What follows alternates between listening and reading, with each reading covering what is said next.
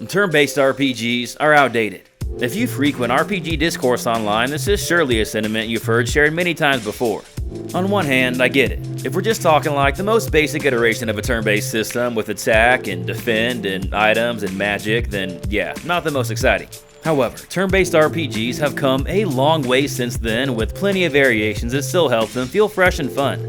I mean, you wouldn't say that action RPGs suck just because King Arthur and the Knights of Justice plays like shit, would you? No. Instead, you would judge it by the best examples we've gotten over the years, and, well, my friends, we've gotten a lot of greatly executed turn-based RPGs. And yes, even many in recent years. So, in this video, I'm going to discuss why I think turn-based RPGs will never be outdated and show you numerous examples and how we can still make them creative, unique, and most importantly, fun. But first, just sit back, relax, and make yourself comfy. We got some RPGs to talk about. Cue the intro.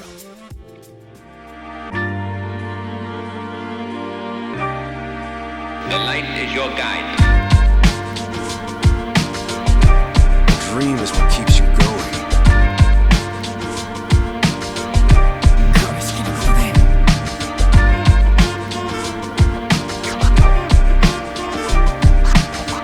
Now is the time to shape your story.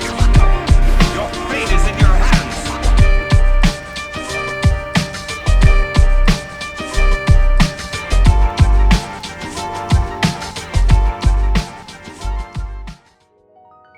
First of all, the whole notion that turn-based systems are outdated never really made sense to me, as it's just a style of gameplay. Like, you wouldn't consider chess outdated just because checkers exist, right?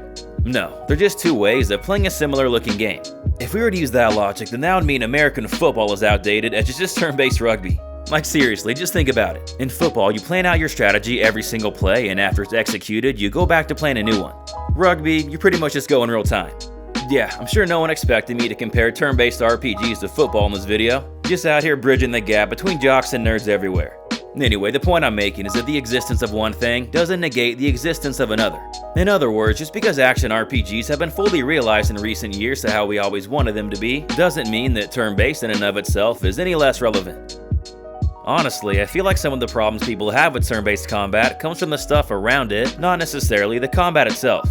I'm talking like way too frequent of random encounters, too long of loading times or animation times, excessive grinding, and you know, stuff like that. Which, by the way, I don't think the random encounters itself is automatically a bad thing. It's all about how you implement them. However, that's a topic for a different video. Anyway, a lot of these annoying aspects are often associated with turn-based RPGs, but they don't have to be. Don't like random encounters? Well, there's plenty of RPGs that have visible enemies on screen.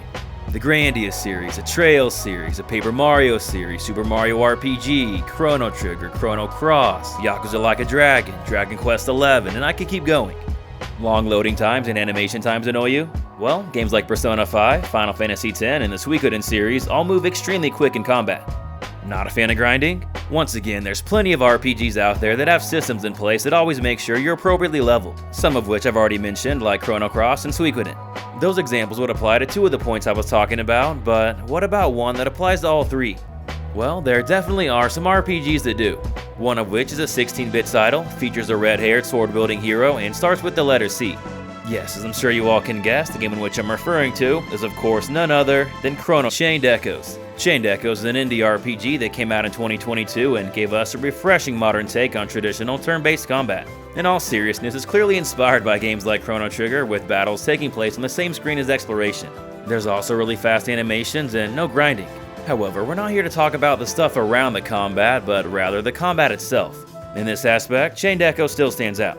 They kinda just took some mechanics that worked well in other games and combined them all together. Like with the big cast of characters RPGs usually give us, I always loved it when they let you swap out characters mid-battle. Some games like Dragon Quest XI and Trails of Cold Steel let you do this for a penalty, whereas in other games like Final Fantasy X and Breath of Fire 4, you can freely swap whenever and still have that character act on the same turn. You can add Chained Echoes to that latter list. I'm adding this part in afterwards, but Golden Sun: The Lost Age also does this really well. I don't talk about this series enough, and the first two games definitely deserve some love.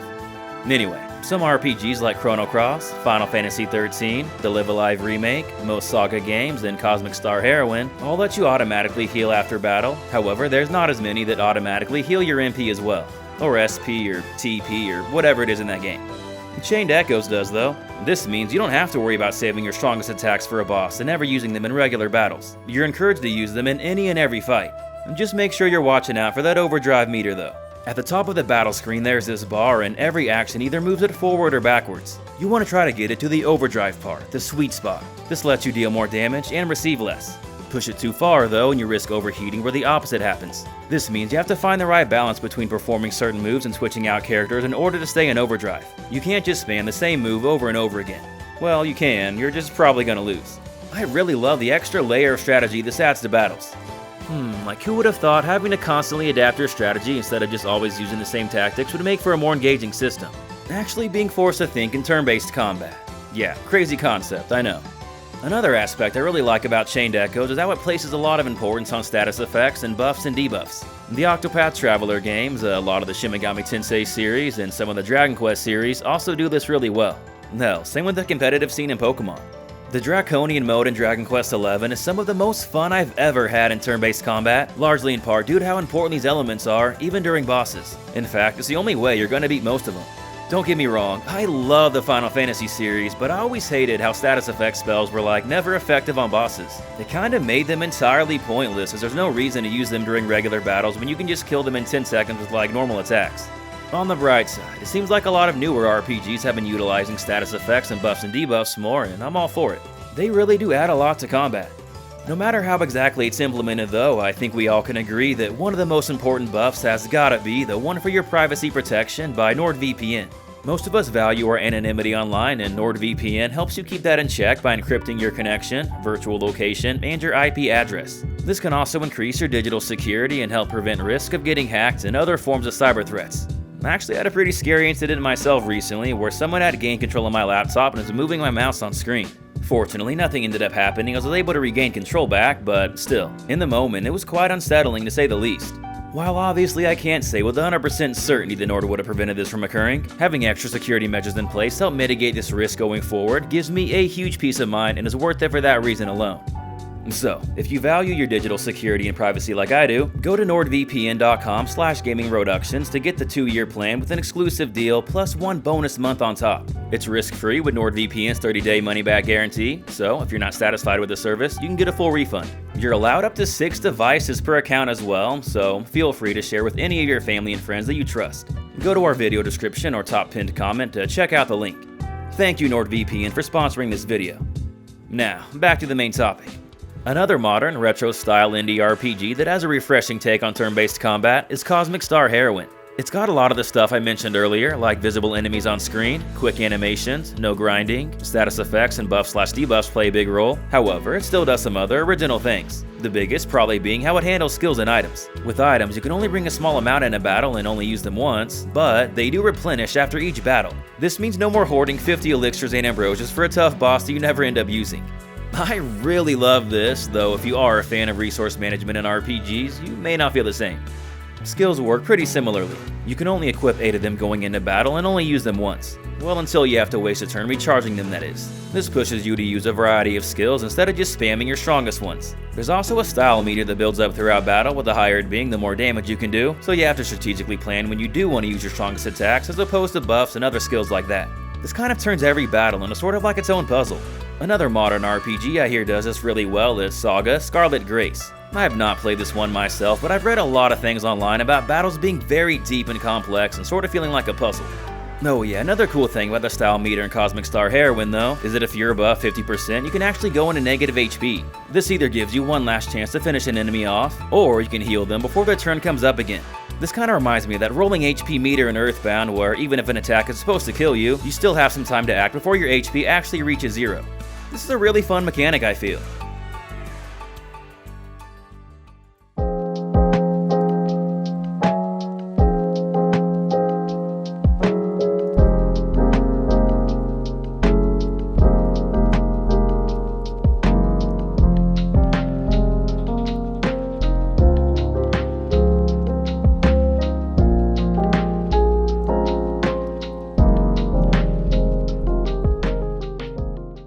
In addition to everything I've said so far, there's still a lot of other ways you can make turn-based combat unique and modern.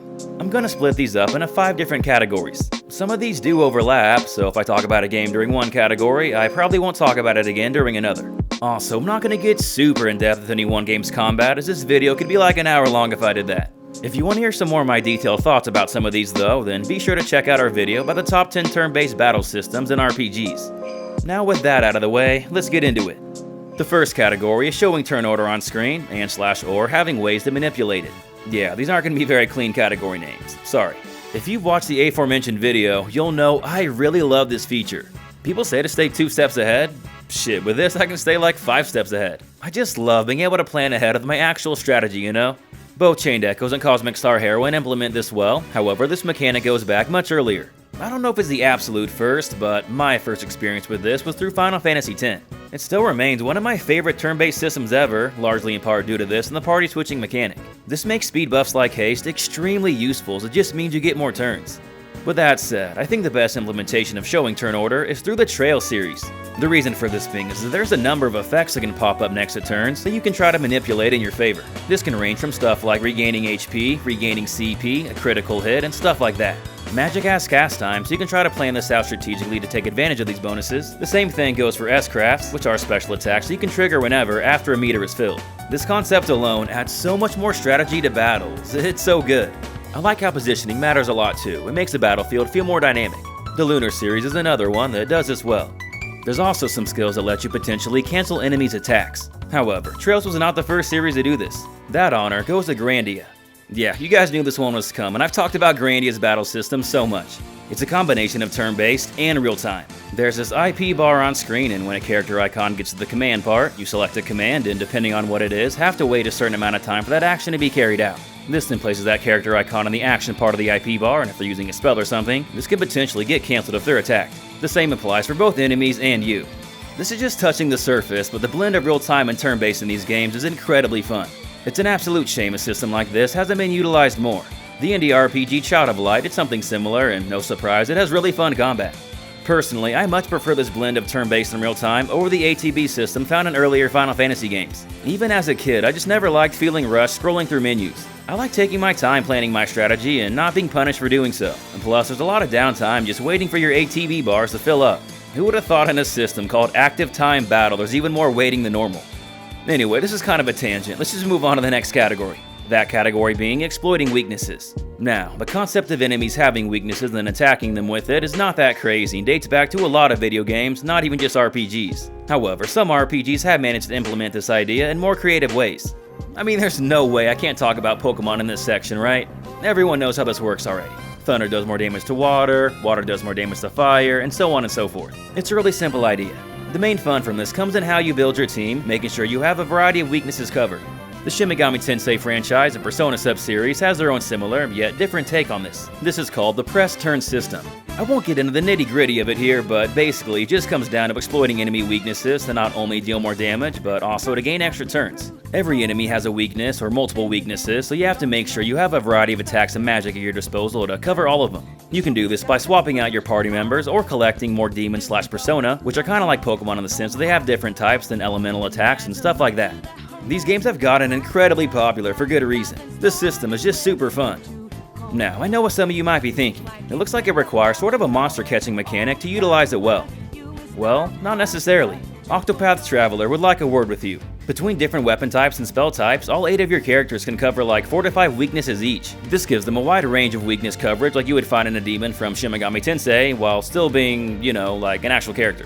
Exploiting weaknesses is absolutely essential too, so you're gonna have to use a variety of skills by either switching out characters, switching classes, or both.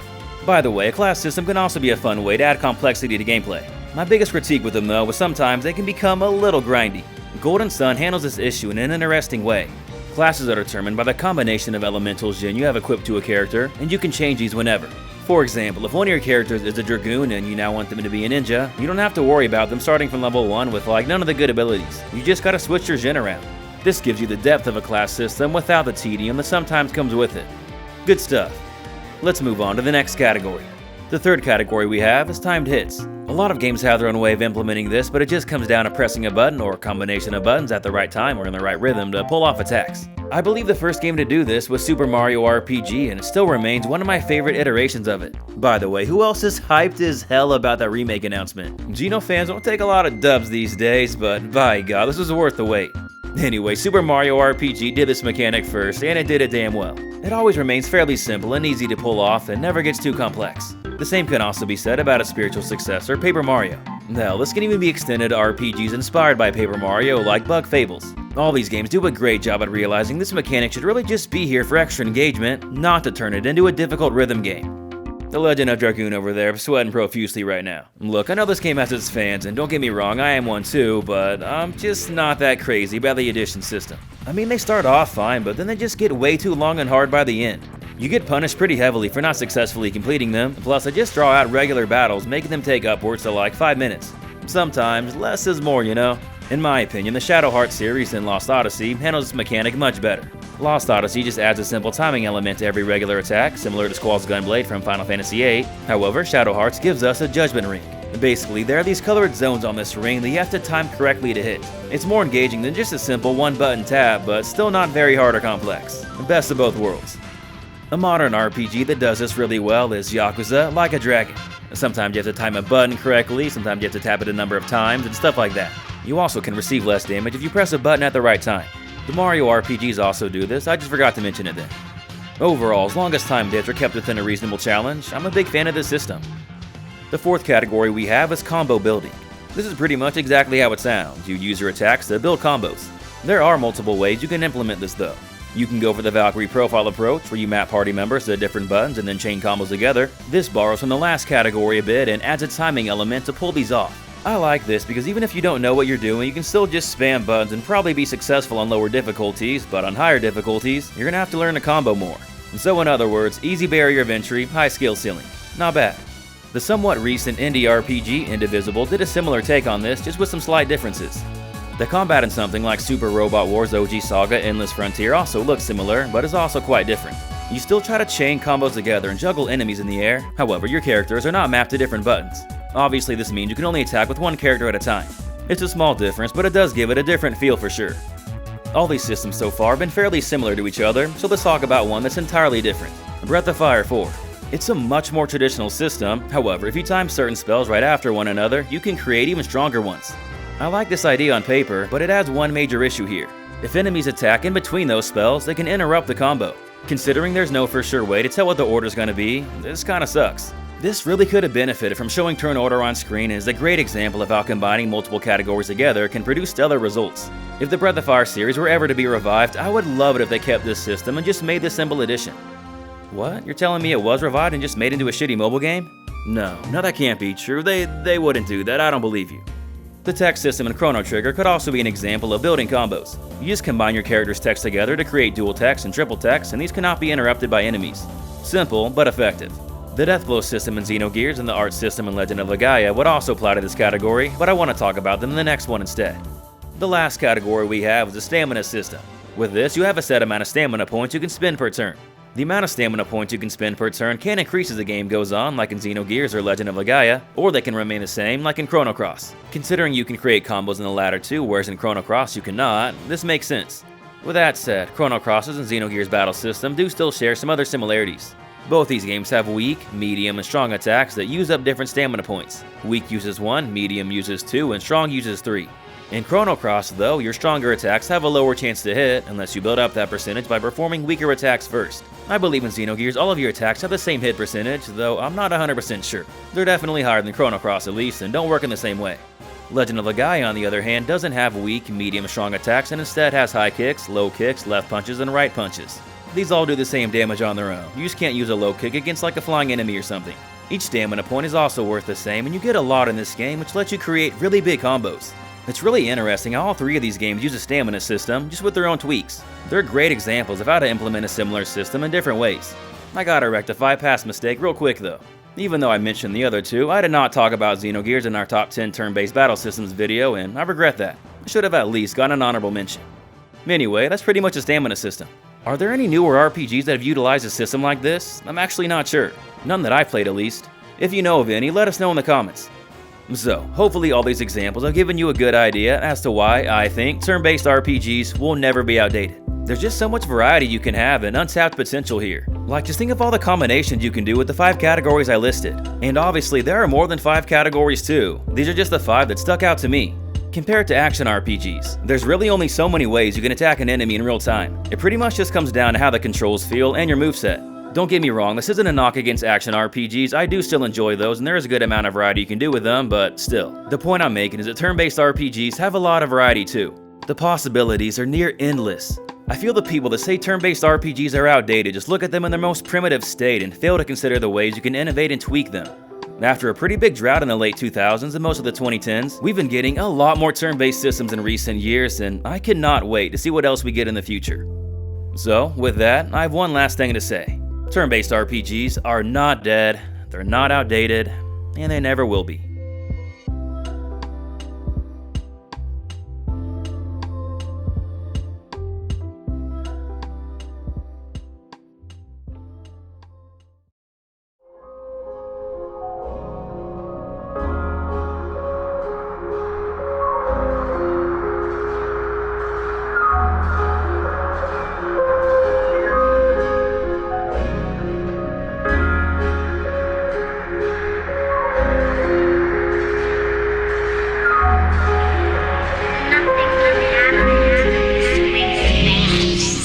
Alright, and that about wraps up this video.